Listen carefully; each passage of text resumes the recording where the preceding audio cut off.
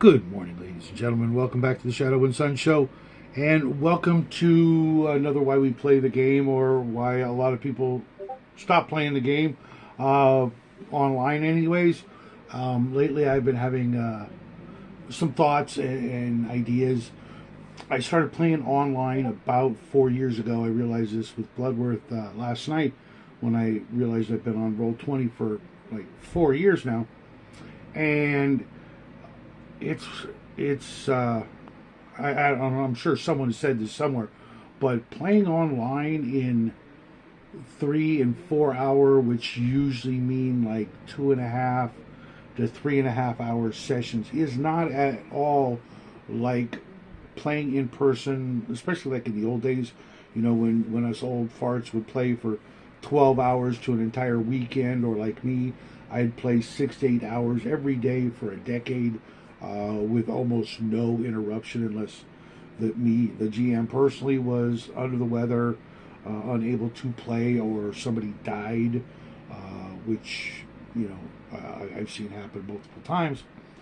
And it's got me to thinking about ways to make it, you know, more enjoyable, more feasible, and less prone to some of the issues that I've been encountering over the whole 4 year period of playing online. I even went so far as to ask Grok, and I'm going to read what it said. Please give me some tips on maximizing time and enjoyment and gameplay efficiency for role-playing games online forums like Discord, Roll20, with a limited time allotment, like 3 or 4 hours, so all players and game masters don't feel like they've wasted their time. And it gave me, you know, its usual 18 seconds worth of help, prep time, you know, do all your prep days before the game, do a, you know, recap, which I stole that idea from Bear. I never thought of that before, because, you know, we already knew what we'd done yesterday, but now yesterday turns into being a week or 2 weeks ago, so that's cool. You know, do your tech check, you know, mic checks and all that crap, which, you know, isn't really that big an issue. Every once in a while, it rears its ugly head. Schedule ruthlessly. You know what? You know, you want to play or not. You know, if not, get bent. We're playing at X. You know, ask anybody who's been in my games. We're like clockwork. I've got one game that's been running 2.5 years. 4:30 Sunday. Those guys are phenomenal, and of course none of this has anything to do with those guys. Other people hit or miss. Friday's a pretty good group too, with one exception. Speed up gameplay without killing fun. Here's where, or maybe in the next section, is where I start to despise Grok and its combining of all the modern tropes and ideas, especially the whole notion of running your game like a TV or a movie. Like, get the hell out of here with that. And I'll explain why. Don't let me forget, because I probably will. Cap rounds at one fast initiative. We do one initiative at the beginning of the game, and it's sticking because I'm not wasting another 5 minutes every melee round to organize that crap all over again. Even with online tools, it's still just a waste of time. This is it for the day. We're doing it once. You don't like it, get a higher dexterity. Okay, dog, go! Hurry! I'm on the clock here. Decision shortcuts. You know, you got 30 seconds. Hurry up! What? I'm dealing with people that are in their 50s and 60s. The only thing they hurry to do is get to the bathroom, right, guys? Skip travel montages or shopping unless it's plot relevant. Okay, that's not bad. Do that stuff elsewhere, or not at all. Just, I don't care, because you can buy whatever the hell you want. I'm not nitpicking about that. You got the money, okay, unless it's magic items, which we kind of don't really do. Spotlight players. Okay, it's your turn. Yeah, we already do that. That's kind of alternate heavy role play, exploration, combat. No, if you know that's like saying you got a checklist. You got to do this, this, and that.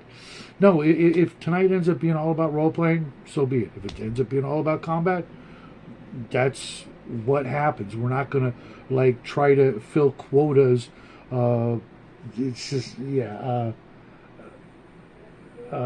safety vibe check. No, social time part of the fun. 5-10 minutes before and after. No, we're friends here. We're not part of Shauner's group of professional 4D players. We're here to have fun. Period. If we're not having fun, I know from experience, people are going to go elsewhere to find that fun. You know, sure, 4D can be a lot of fun and it's very rewarding, but putting the 4D ahead of the fun is just not where I roll. Okay. Post-session habits, did I do okay? Was there anything I didn't do right? Do you need your cry closet or your X cards back? Suck it. That's just not. That's not me. I'm sorry. I'm not doing any of that. Back to the thing I said, not to let me forget. If one of my players interrupts the game with a story or a joke or something, we're friends here. Okay, we're gonna let the guy tell his story, and sure, yeah, it might eat into the gameplay, but you know what? Like I said, we're all friends here, and I don't mean like casual friends. I mean good friends here. We share things about our lives and about our kids and about our experiences and things like that. And if it just comes out, it's gonna come out. And that would be like trying to curtail your conversations with your friends when you're not gaming. To me, I know they're different, but to me, in a lot of ways, they are the same. And the whole idea of running it like a freaking a TV show, and we're filming. This isn't Critical Role. It's never going to be. And people who want to watch that can just go watch that.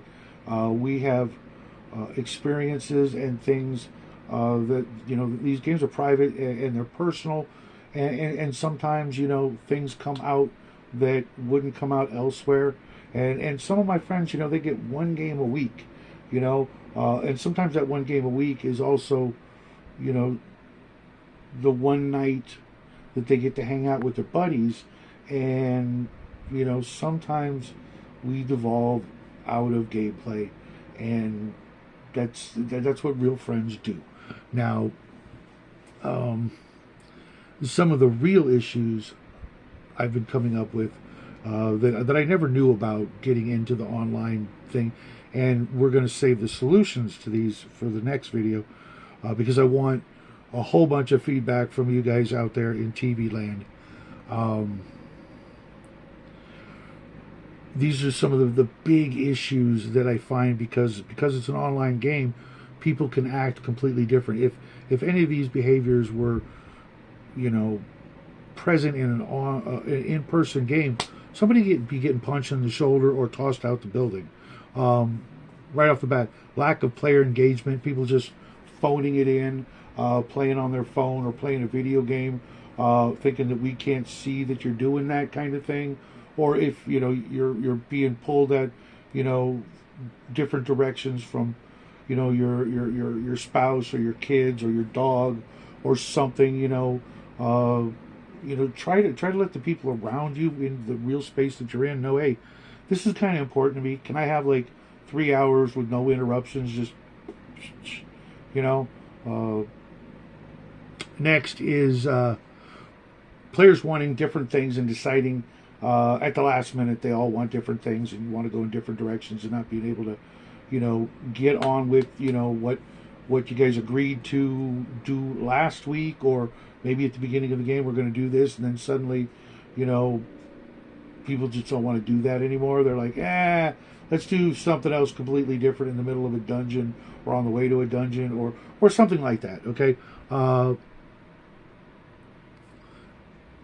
Different expectations, actually, the players and the GM, expecting certain behaviors that used to be kind of common courtesy, or, voiced, either at the table or somewhere else, not waiting until the game is over, going, yeah, I didn't like that game, I'm out.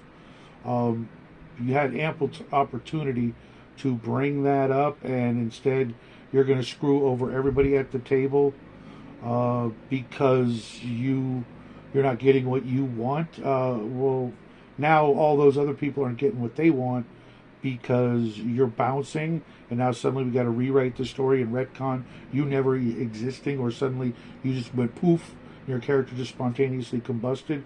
That kills immersion and leaves a lot of people, upset that said player, decided to bounce. Timing and flaky players, people not showing up on time, people not showing up at all because they can just go, something happened, and it's like, you can't schedule, is this important or not? If it's not, and it's just a pickup game, well then, you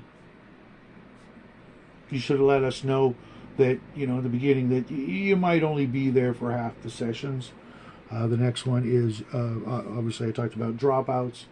The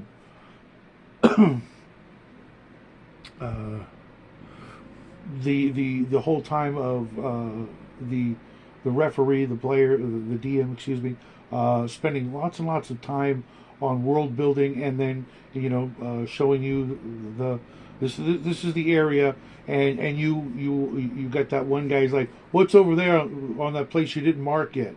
What's on the other side of the map? Let's go there. What? No, you got to go through this before you can get to there. So why don't you deal with what's here, what's known? The known world is here, but you want to go all the way over there because the GM hasn't done that, and everything that he's done to set up the world, you suddenly are allergic to that, just to be contrary.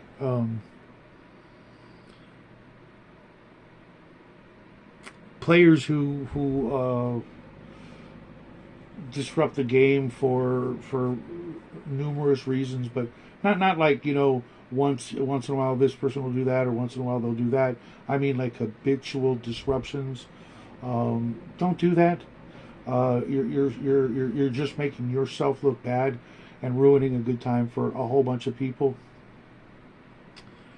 Then there's the role player versus role player. Let it be known, what kind of player you are. If you're not into the role playing and the speaking in character and that kind of thing, let the GM know. Is there going to be a lot of role playing? I'm not really into that. I just want to, kill the monsters, steal their stuff. We've only got 3 hours. Totally legitimate concerns. If you're not into it, and you don't want to hear, wait 45 minutes, you finally get a turn because player A, B, C, and D are all hardcore role players, and when it's their turn, they're going to ham it up. Totally legitimate. But if you say you are a role player and you find out you're not, or you find out that you're having issues with the people that are, bring that up and go, hey, can we cut that down a little for me, or something, work it out. Diminishing attention spans. I'm guilty of this.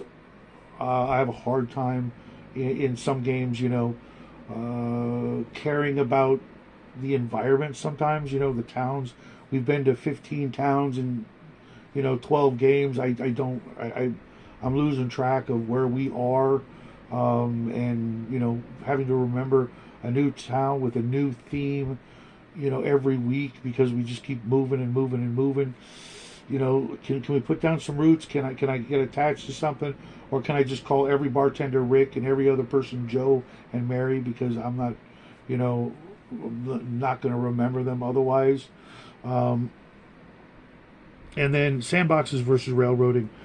When you've got 2.5, maybe 3 hours, and you've decided to go into this situation, it's a railroad. Sorry. If you want nothing but a sandbox, then you don't want, for the most part, a real dungeon master who needs to have any opinions whatsoever, and you'd be better off playing in one of the AI generated and run games where there are no NPCs. They don't matter. It's just you guys are the whole world, versus, you know, letting the GM run some NPCs and you know and act them out and role play them, because that's part of the job along with world building and things like that. As soon as you decide to go into a dungeon, it's a freaking railroad. You know, the whole game should be like Disneyland. Disneyland is the sandbox. You know where everything is, but as soon as you get and stand in line for one of the rides, you're on a mini railroad, and you deal with it. You know, and if the DM says, "What do you guys want to do?" Understand that, you know, you're now in charge. It's up to you. What do you want to do? But as soon as you tell him what you're going to do, he's got to go write that shit up.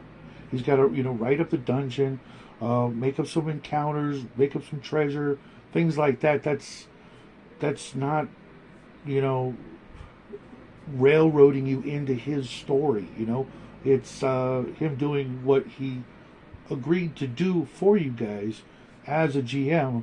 But, you know, if 5 out of the 6 players want to go and do this thing that they all agreed on, don't blame the DM for railroading it when your consensus group has decided they want to go to the big scary mountain over there, and suddenly you now think it's a railroad because you wanted to go over there and you feel like you have no control. Talk to them and say, "Hey, I don't want to do this." "Okay, we'll tell you what, you stay here in town. We'll come back and get you when we're done with the cool scary mountain adventure that you didn't want to go on, and you can maybe role play solo with the GM, you know, on off nights or something like that, or maybe you can go fuck yourself." Because when it all comes down to it, it's a social agreement that you guys have all decided and agreed to come together and to work as a team to try to be the big damn heroes, or the edgy, you know, anti-heroes or whatever. But you've agreed to come together, work together, play together, for lack of any other better word, as a team. And you're not always going to get what you want. You don't always get to be the quarterback. Sometimes you're going to be the water boy. That's just how it works out in the real world and in role-playing games. And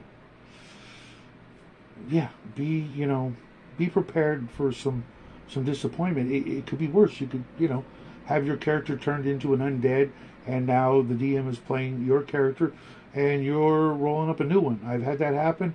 I've told the story before. I'm not going to go into it now, but I've lost 5 characters in 2 separate games. One afternoon, 5 characters dead. Another afternoon, 5 characters dead. There are worse things that could happen at the table. So let's give old Shadow some ideas on how to handle some of these situations, so that we can all have a better experience at the gaming table. That's what I've got for you today. This one ran a little longer, but kind of expected that.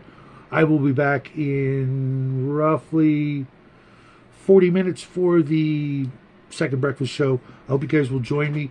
Maybe we can talk about some of these topics, or maybe we can talk about something completely different, like religion and politics. What do you say, guys?